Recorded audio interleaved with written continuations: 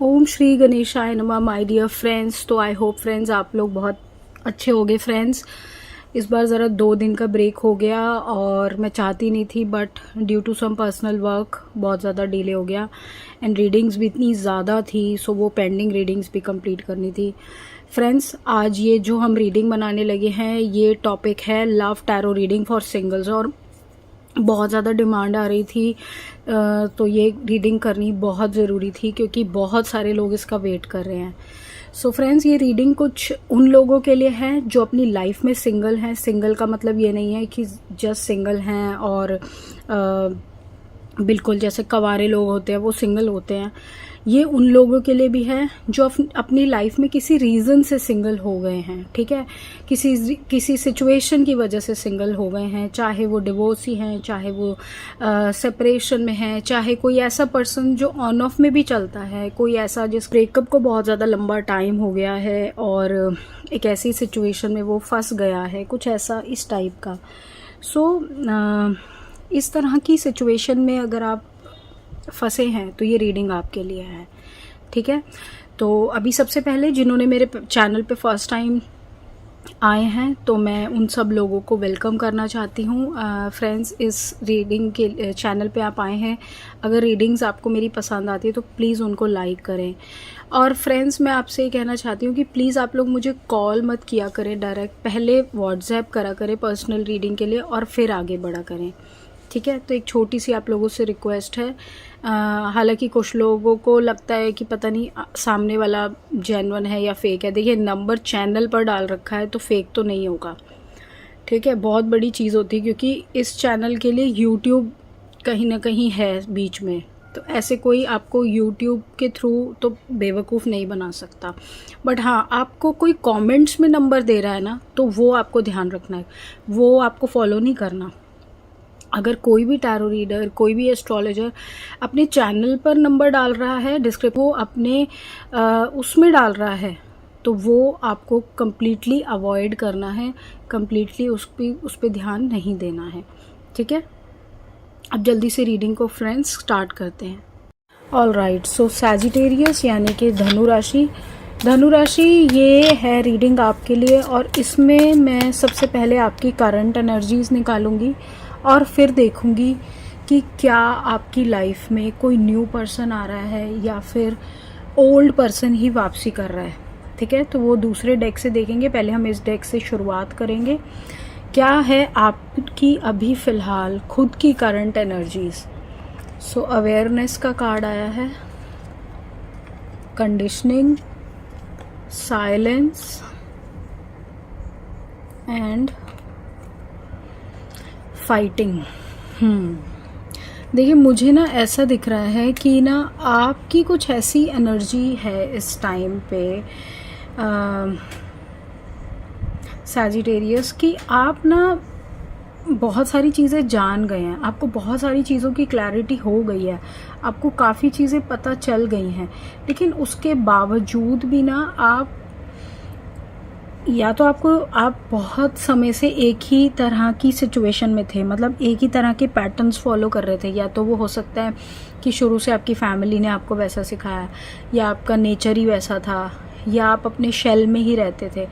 मुझे जो दिख रहा है वो ये कि आपको कहीं ना कहीं बहुत सारी चीज़ों की क्लैरिटी हो गई है, बहुत सारी चीज़ें आपको पता चल गई हैं, बहुत सारी चीज़ें आपको अपने अंदर से ही पता चल रहा है कि हाँ भाई, ये लाइफ में मैं इन चीज़ों पे गलत था, ये चीज़ें सही नहीं थी। होता है ना ऐसा एक टाइम के बाद कि मेरी ना सोच ही गलत थी, मैं ना रास्ता ही गलत चूज़ करा हुआ था, मैंने ना हमेशा ऐसे सोचा कि मैं अच्छा करूँगी या मैं अच्छे से बिहेव करूँगी तो सामने वाला भी मेरे साथ। ऐसा होता है ना, हमारे अपनी मन की बनी हुई, आपके वो भ्रम टूटे हैं, आपको पता लगा है, आपको कहीं ना कहीं अपने बारे में बहुत सारी बातें पता लगी हैं।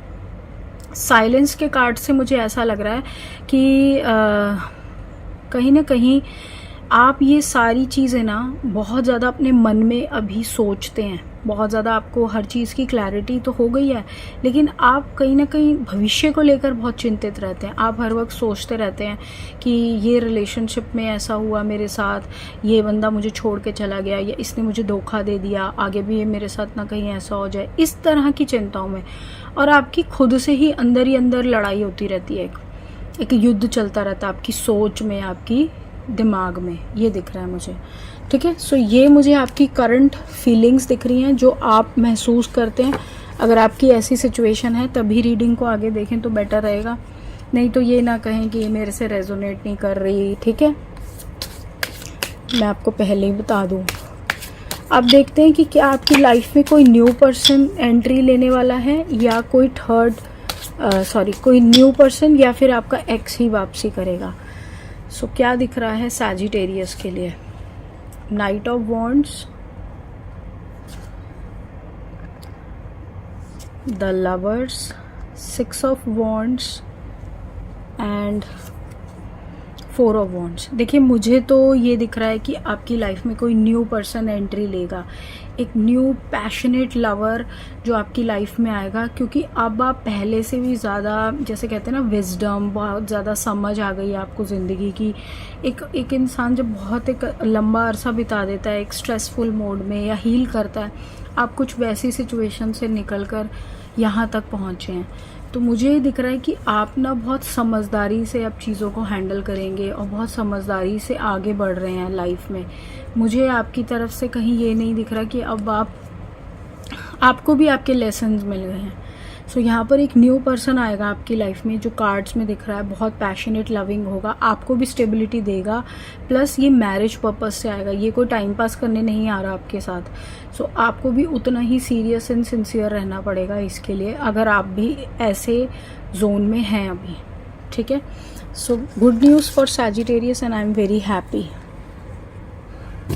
ओके, सो अभी डिवाइन आपको क्या कहता है, आपको क्या करना चाहिए अगर ऐसा कोई नया पर्सन सैजिटेरियस की लाइफ में आ रहा है? सो सैजिटेरियस को फ़िलहाल क्या करना चाहिए? सो सैजिटेरियस, क्या करना चाहिए आपको? Trusting heaven, you are safe, surrender your concerns and allow a miracle to occur. आप जिस भी तरफ बैठे हैं ज़िंदगी में, जिस भी रास्ते पर हैं अभी सिचुएशन में, आप वही करते रहें, वही चलते रहें। ऊपर वाले की आप पे रहमो करम है, वो आपको संभाले बैठा है, आपको अकेला नहीं छोड़ेगा। आपको अपना ट्रस्ट नहीं छोड़ना है और अपने रास्ते खुद बनाने हैं। आपको अपनी प्रॉब्लम्स बस उन पर छोड़ देनी है। अगला है be mindful of the planet, come back to earth and stay grounded. तो ग्राउंडेड रहना है, ये ना हो कि आपकी लाइफ में अगर सब सही हो रहा है तो आप कहीं ना कहीं कुछ भी आउट ऑफ एक्साइटमेंट कहें, या आप देखिए, मुझे यहाँ दिख रहा है कि आपकी लाइफ में कोई आने वाला है और ये बहुत स्ट्रॉन्ग न्यू लव होगा जो कि मैरिज के लिए है। सो आपको खुश होना है आपको, लेकिन उसको ये नहीं दिखाना, कोई बड़ी बड़ी लंबी लंबी बातें नहीं करनी, कोई अपनी डींगे नहीं हाँकनी। तो आप समझ रहे हैं, ग्राउंडेड रहना है। ठीक है, क्योंकि आप भी बहुत एक लंबे सर्कल से बाहर निकले हैं अभी। सो प्लीज़ थोड़ा समझदारी से इस नए पर्सन को डील करें, ऐसा ना हो कि आप कहीं ना कहीं ये आपको डोमिनेट करे। ठीक है, इसलिए मैंने आपको बोला था। सो ये है माय डियर सैजिटेरियस आपकी रीडिंग, एंड आई होप कि आपको क्लैरिटी मिली हो। प्लीज़ लाइक करना फ्रेंड्स चैनल को, और कमेंट करके मुझे बताना कैसी लगी आपको ये रीडिंग। अगर सब ठीक है तो आप मुझे व्हाट्सएप कर सकते हैं पर्सनल रीडिंग के लिए, अगर आपको सब सही लगती है मेरी रीडिंग्स। बाकी मिलती हूँ मैं अगली रीडिंग में फ्रेंड्स, तब तक के लिए बाय।